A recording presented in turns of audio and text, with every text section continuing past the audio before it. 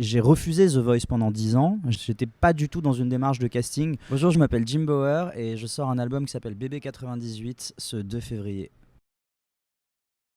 C'est quand je suis rentré en cours de musique quand j'étais en quatrième. À la base, c'était parce que j'étais un peu en kiff sur la fille de mon prof de musique et donc je voulais être dans sa classe. Et c'était un cours d'informatique musicale et en fait, je me suis mis à faire de l'électro et j'ai kiffé ça. J'ai commencé à chanter dans la rue quand j'étais encore au lycée. Donc j'étais en première et j'ai commencé à jouer le mercredi après-midi et le samedi après-midi pour me faire de l'argent de poche. Et en fait, je me suis aperçu que ça gagnait pas mal d'un point de vue taux horaire. C'était mieux que d'avoir des jobs étudiants, quoi. Donc du coup, je l'ai fait pendant un temps. Et en fait, après, quand je suis monté à Paris, je me suis rendu compte que c'était quand même plus intéressant, du moins le printemps, l'été et le début de l'automne.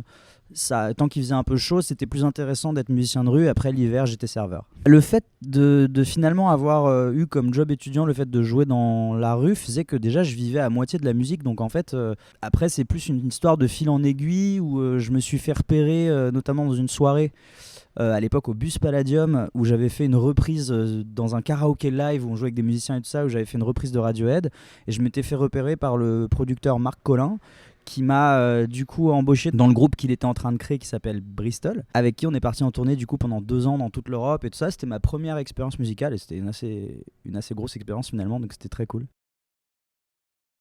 J'ai jamais été très audition, ni casting, ni tout ça. En fait, j'étais plus dans une démarche un peu entrepreneuriale, entre guillemets, c'est-à-dire que je créais mes projets, je me réunissais avec mes potes et on faisait des choses. C'était pas. J'ai refusé The Voice pendant 10 ans. J'étais pas du tout dans une démarche de casting. J'étais plus dans une démarche de faire des sons, faire des clips, les sortir, et puis au fur et à mesure il y avait des labels qui commençaient à se rapprocher, etc. Et puis après j'ai commencé à bosser pour les autres. C'est là que c'est devenu plus concret, mais The Voice m'a permis de recentrer un peu le truc aussi sur mon projet de chanteur, quoi. Ça faisait 10 ans qu'ils essayaient de me faire l'émission. Avec le temps, finalement, ils m'avaient tellement approché sous toutes les formes que c'était un peu devenu des potes. Au moment où j'ai décidé de faire The Voice, c'était un moment où finalement j'avais créé mon label, j'étais en autoproduction, quoi, j'avais mon propre studio, je pouvais faire mes albums tout seul, etc. Je voulais juste de la promo en fait, et The Voice c'est ce que ça me permettait d'avoir. Et puis on était en plein confinement, je me suis dit que c'était la chose la plus intelligente à faire à ce moment-là, et du coup je leur ai juste passé un coup de fil et je leur ai dit cette année si vous voulez toujours de moi, je veux bien le faire, quoi. Et ils m'ont dit ouais bien sûr, et puis voilà. En fait, j'ai mis un stop à un moment donné à tout ce que je faisais et je suis parti voyager. Je sais pas si vraiment j'étais conscient au moment où je partais que j'allais composer et faire un album. Ce que je savais, c'est que j'avais juste besoin de retrouver de l'importance à la musique parce que j'étais rentré dans une sorte de cercle où je composais des centaines de chansons en quelques mois pour des tas de projets différents, de la musique de film, des artistes, etc. Et finalement, c'était devenu super industriel et j'accordais plus beaucoup d'importance à un seul morceau. Et je voulais retrouver ce truc qu'on a quand on n'est pas encore dans la musique d'une manière professionnelle et que chaque morceau, c'est une histoire, c'est une importance, c'est quelque chose qu'on veut défendre, c'est une grande idée.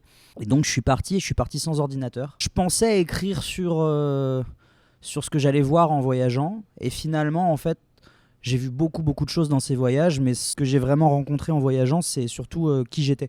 Et finalement, du coup, cet album, il parle surtout beaucoup de moi, quoi.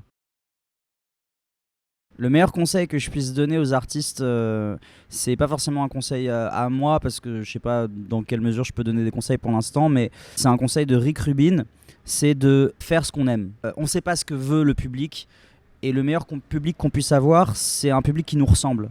Donc plus on fait ce qu'on aime, plus on va réussir à le toucher d'une manière peu directe. La meilleure façon d'être sûr de faire quelque chose de bien, c'est de faire quelque chose qu'on aime avant tout. Moi j'aime bien ce raisonnement qu'a Johann Sfar qui dit parfois je sais même pas ce que je fais, je compte sur les gens pour me le dire. Je trouve ça bien de penser que notre public des fois il est même plus intelligent que nous et qui saura même là où on sait pas, quoi.